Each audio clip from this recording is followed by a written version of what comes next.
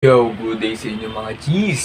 Yun, ngayong araw na to, pag-usapan lang natin is kung paano nga ba mapabuild ng maayos yung muscle natin or mapabilis yung growth ng muscle natin sa pagbubuhat. Especially na lang kung gusto nyo talagang, kung payat kayo, kung gusto nyo lumaki talaga yung katawan nyo, kailangan nyo malaman itong mga guide na to para hindi nyo nang pagdaanan yung mga naranasan ko na mali ako ng gawa or mali ako ng tamang paggamit ng mga supplements, tamang pagkain, mga timing.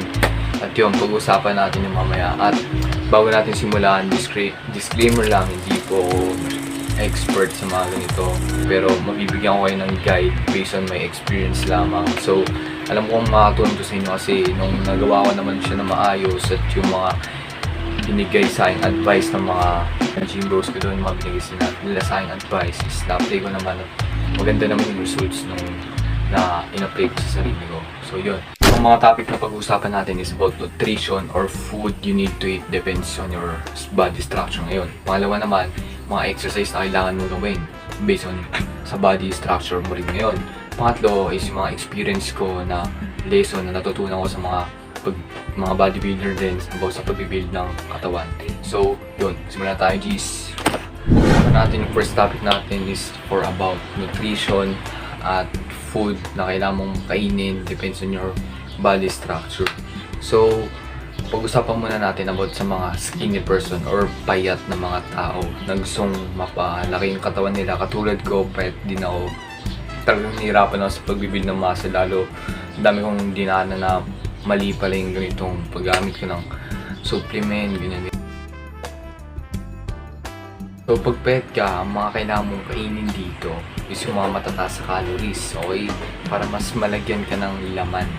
Kasi pag payat ka, may hirap talagang lalo pag mabilis yung metabolism mo, may hirap magpataba eh. Kasi maya parati kang gutom, kaya mas mainam kung mag-take ka ng mga food na matataas sa calories. Ano ba yung mga matataas na calories sa food like bread, avocado, peanut butter, mga gatas, at marami pang iba, mga meats. Mag-search na lang kayo sa Google or mag-research kayo about sa calories na matataas. Yun, depends on your budget na rin siguro kung ano lang yung kaya yung mabili, depends on your budget, yun na muna bili nyo. Huwag muna kayong bumili ng mahal talaga ng mga pagkain, lalo na pag hindi nyo pa kayang afford. So, advice ko rin na panatilihin mo yung sarili mong busog or as much as possible, kailangan mo ma-maintain parati kang busog sa buong araw. Kasi kapag payat ka, mabilis ka talaga magutom yan. Hindi pa pwedeng 3 beses ka lang kakain. Gawin mo 4 to 5 times a day ka kumain para ma-sustain mo yung tamang para ma-take mo yung tamang calories na kakailanganin mo para magkalaman ka. So, ang ginagawa ko para ma-sustain ko yung 5 times a day na yon is gumagawa ng mga protein shake na matataas din sa calories, sa fats, sa protein, tsaka sa carb. So, ang ginagawa ko, ititimpla ko ng 1 cup milk, 5 tablespoon of oats. Minsan naglalagay ako ng peanut butter, siguro mga 2 spoon ng peanut butter. Then naglalagay rin ako ng mga like crackers or mga fudge bar. Basta yung mga malalambot na biscuit or snacks na matataas din sa calories, like fudge bar, meron silang 160 calories per bar ng per bar. So, meron nagkakaroon din ng 160 calories. So minsan dalawa nilalagay ko para mas marami. And then yung pang-5, saging. Yun. Kung wala saging, okay lang naman yung 4 na yun. Basta may peanut, gatas, tsaka oats, pwede na yun. Yung 4 na sinabi ko, pwede rin yun, tsaka yung pang-5, 6. Mas masarap lang pag na-complete mo yung 5 na yun. Actually, mura lang siya. Mura lang yung mga ingredients na yun. Then mataas pa sa calories. So yun yung mga food na ginagawa ko para masustain ko yung 5 times na day na kinakain ko. Para mas masustain ko yung kailangan kong calories sa isang araw. So yun. About naman sa mga supplement, pwede ka rin mag-supplement, kaso mamahalan ka nga lang. Ako kasi nung nag-supplement ako, mali ako ng gamit. Bumili ako ng isang sachet, 10 sachet ng mass gainer. Alam ko 45 grams yun or 50 grams. So, akala ko sa isang sachet na yun, 2,500 na yung calories na matitake ko. Yung pala, mali ako ng pagsukat ng mga sachet na yun. Kasi ang kailangan doon maka 250 grams sa isang take para makomplete mo yung 2,500 calories.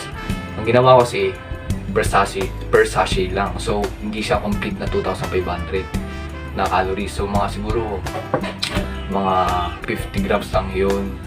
Das, siguro per sachet 50 grams. So, kailangan mga 250 grams. So, siguro konti lang yung calories na natitake ko noon. So, namali ako ng gamit. Akala ko kasi kung per sachet 2,500 yung pala, hindi siya sapat para makomplete yung 2,500. Kailangan 4 o 5 sachet. Maka 5 sachet ako para makomplete yung 2,500 na yun. So, nagulat ako nung nalaman ko yung about sa ganun. Yun yung pinaka-best na mistake ko noon. Kasi, biruin mo 10 days, isang sachet lang ininom ko, hindi naman pala 2,500 calories yun. Doon pa lang, hindi ko nakita masyado yung resulta doon. Pero, may nadagdag sa timbang ko. Konti nga lang. Kaysa kapag nag-take ako ng maayos noon, siguro mas nadagdagan lalo yung timbang ko noon. So, yun yung first mistake ko nung nagsusupplement ako. Ngayon, tinitake ko na lang is creatine. More on creatine ako kasi dito sa creatine, mas tumatagal yung endurance ko. Kumbaga, di ako madaling napapagod. Mas ginaganaan pa magbuhat lalo. Kapag nag-creatine ako, parang dagdag lakas din siya pag nagbubuhat ka. So, mas napapabilis din yung muscle growth nito. Tsaka, sabi ng mga bodybuilder na nakausap ko, pampalobo rin daw yun. Kumbaga parang pampalapad mo kung payat ka. So, yun. Yung mga creatine na tinitake ko ngayon.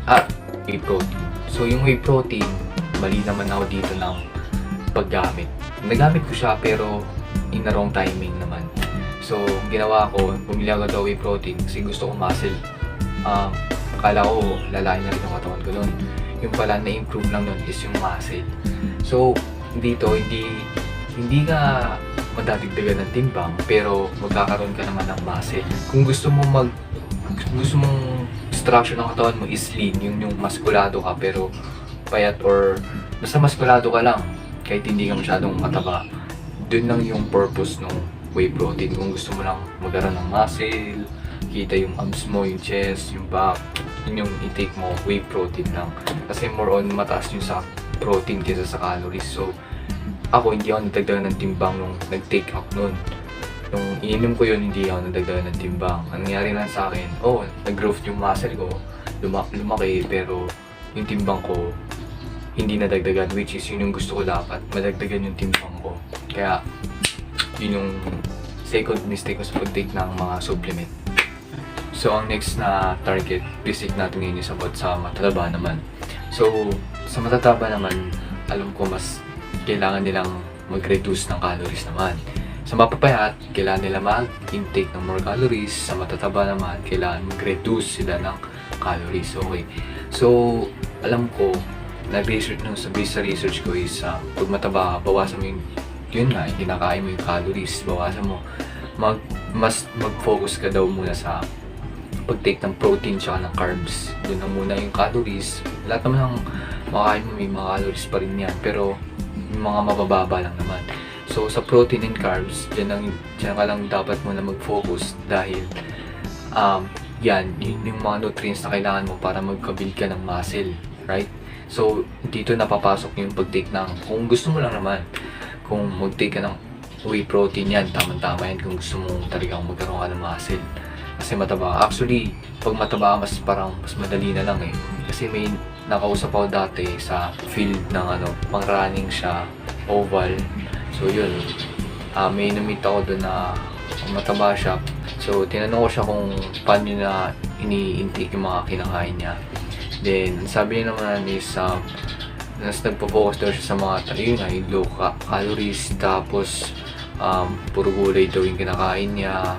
Basta mabababa sa calories, tapos yung protein, sakto lang din naman daw. Tapos sabi ko, paano ka nagbabawas ng timbang? Sabi niya, takbo lang siya ng takbo or more on cardio yung ginagawa niya. Basta mamaya may i-discuss natin yun sa next topic natin. So yun, sabi niya sa akin.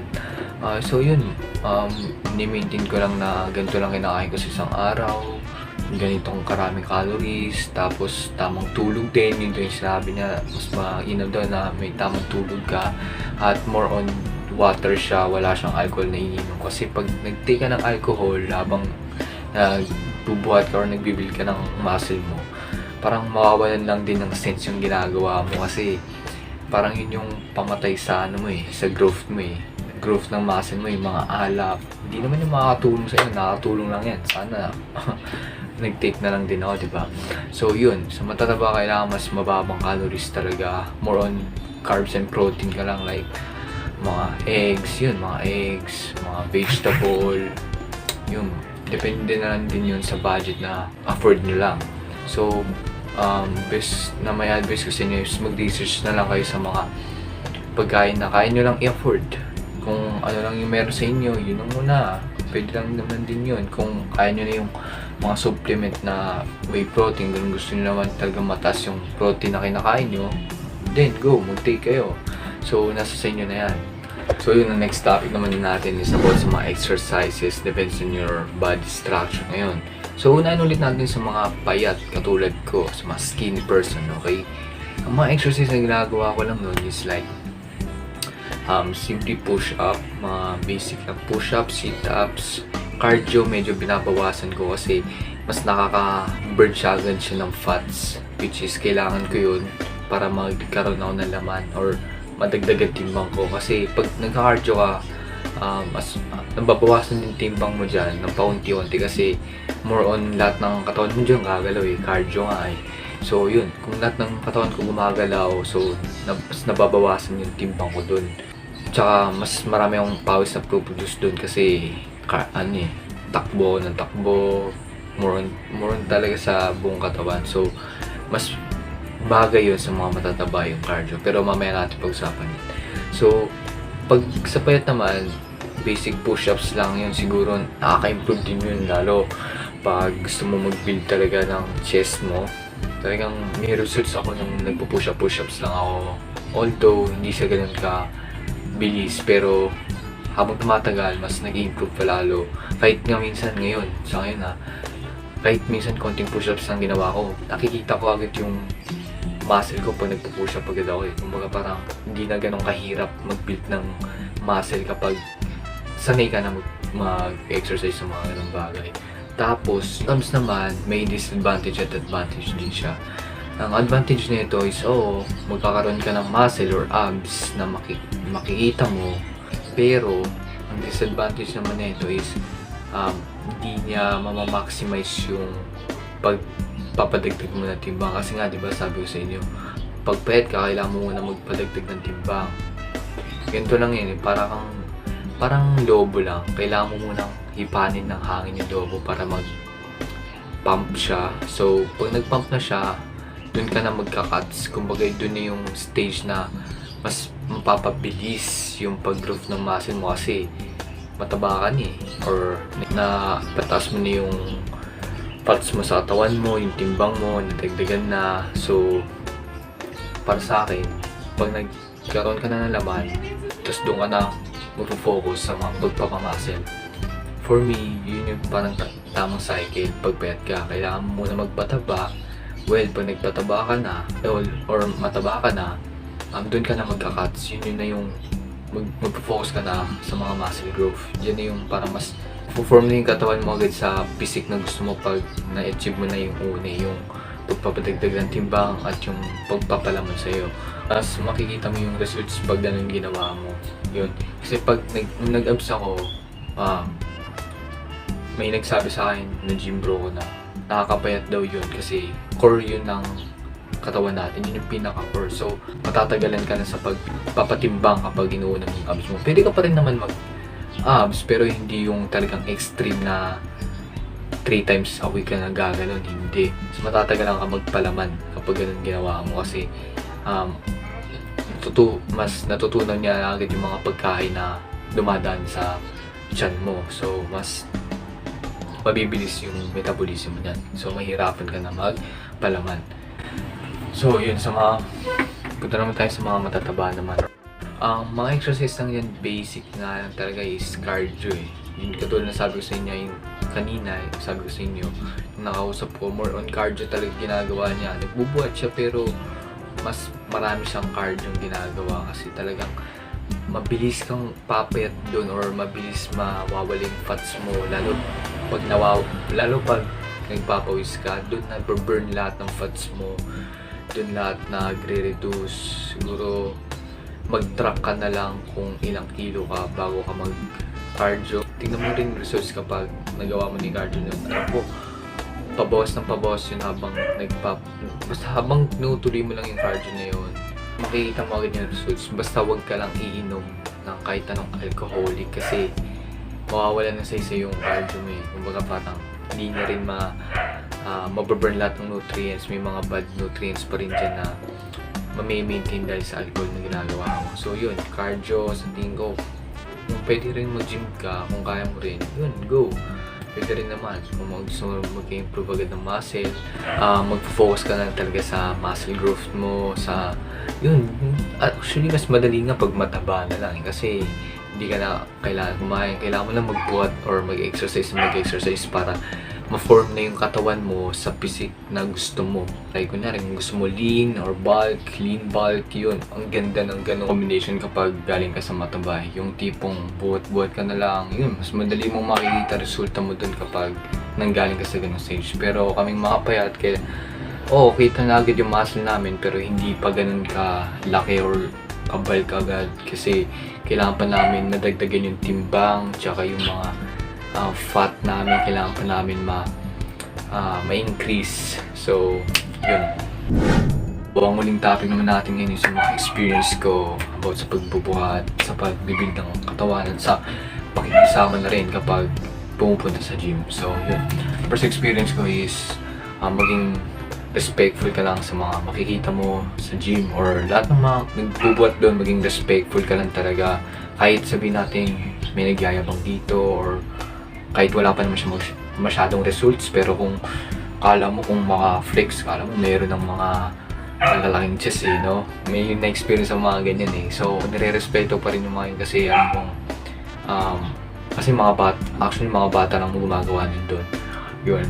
So, hinayaan ko na lang sila kasi wala rin naman sense kung papansinin ko, diba? So, yun. Mag-respectful ka at huwag ka mayang magtanong doon kung paano tamang paggamit ng ganitong machine kasi lahat ng doon willing tulungan ka kasi gusto lang, basta yung community na doon, gusto lang naman doon mag-improve yung sarili nila, yung katawan nila, yung talagang pagkatao nila, gusto lang naman nila lahat yun, iisa lang yung package nyo dun eh. Gusto nyo ma-improve yung physical appearance nyo. So, ako, may na-experience ako na may tumulong sa akin na medyo matanda na pero talagang kitang-kita mo yung muscle niya eh. So, parang naging inspiration ko rin siya kasi sa edad niyang yun, nagagawa niya pa magbuhat. Ang lakas niya pa, talagang ang lakas. Talagang hindi siya tinatama ng katamaran kapag kasama mo siya. Yun, tinuruan ako noon, wala naman ako tinatanong sa kanya, pero tinuruan niya pa rin ako. Kasi, pag ganun ka kasi, kailangan makikita ka nila ng potential ba na ay putya, itong batang to parang may potential to na maayos na yung sarili niya. So, maganda rin kapag nalagay ka sa ganung stage kasi sila na yung lumalapit sa'yo or sila na yung nag-add ng value sa'yo para malagay ka sa tama pa. Kasi mahirap din pag wala kang or walang nagtuturo sa'yo. Mahirap din mag-improve nun kapag wala kang masyadong kasama. Pero mag-improve ka pa rin kapag ikaw mag-isa pero mas malakas kapag may kasama ka or mas mapapabilis yung improvement mo. Kasi ako dati, hindi talaga ako nagpapaturo parang based on nanonood lang ako sa YouTube kung paano tama pagbuhat sa ganito, sa ganyan. Nanonood lang ako at wala akong pinagtatanong. Nagtatanong ako pero yung mga basic lang mga ganun. Tapos nagulat ako, yun, tinulungan ako ng taong yun. At papakita ko nandito yun. So yun, tinulungan ako din. Ngayon, natutuwa siya sa akin kasi mas iba na daw ako sa dati kaysa sa ngayon. Kasi yun nga, dahil nga sa na turuan ka ng tama or na guide ka ng maayos kung paano tamang pagbuhat, talagang mas mabilis kang mag-improve niyan. Kaya kapag may kung gusto nyo pabilis agad yung muscle ng katawan nyo or may improve agad yung physical appearance nyo, magpaturo na kayo sa meron ng resulta. Kasi parang nangangapa-ngapa pa kayo kung tama ba to, mali ba to. Parang mas matagal dun eh. Magpaturo ka na sa may talagang maskulado talaga na basta maskulado na lalaki doon. Doon ka talaga magpaturo kasi straight to the point sila. Talagang mabilis magpa-build ng muscle pa gano'n. So yun, at isa sa rin sa mga advice ko sa inyo pag mag-gym kayo is huwag kayo masyadong pakitang gilas doon na buhat ka ng sobrang bigat para ma-impress sila. Huwag mo gagawin yun kasi once na nagkamali ka or wala kang spotter at nagkaroon ka ng parang hindi mo masyadong nabuhat yung binubuhat mo, malaking kahihiyan yun kasi actually hindi naman porkit malakas ka magbuhat or hindi naman porkit marami kang plates na nilalagay sa bar is ikaw na yung pinamalakas doon. Huwag kang masyadong mag-isip ng ganun. Kumbaga huwag kang masyadong ako pinakamalas. Huwag mo tignan yung sarili mo na ikaw pinakamalas doon. Pumunta lang doon dahil gusto mo mag-exercise. Yun lang. Wala nang pwedeng ipa-prove sa kanila na ikaw yung pinakamalas. Huwag ganun kasi parang sinisira mo yung image ng sarili mo nun pag ganun eh. Kaya mas maging respectful at pag-communicate ka rin sa kanila kung magtanong-tanong ka kung anong mga routine nilang ginagawa. Ayun. That's all lang. So, doon na nagtatapos yung video na to. So, sana may makuha kayong value sa sinabi kong yun. May makuha kayong lessons. At sana may apply nyo yun sa sarili nyo ng maayos din. At kung gusto nyo rin ng mga ganito pang videos or mga advice na makatulong sa inyo talaga, mag-subscribe na kayo at i-hit nyo na yung notification bell dyan para pag may init ng internet, mapapanood na. At kung sakaling may tanong kayo or may gusto kayong idagdag sa video na to, mag-comment lang kayo sa comment section. Sasagutin ko lahat yan. Gagawin ko ng video yan para sa inyo. So yun, keep updated lang sa inyong mga G's. Sana nakatulong talaga sa inyo. At kung tinatamad kayo magbuhat or wala kayong motivation shit na yan, at hindi nyo naiintindihan, dapat discipline yung binibuild nyo at do the hard work, especially when you don't feel like it.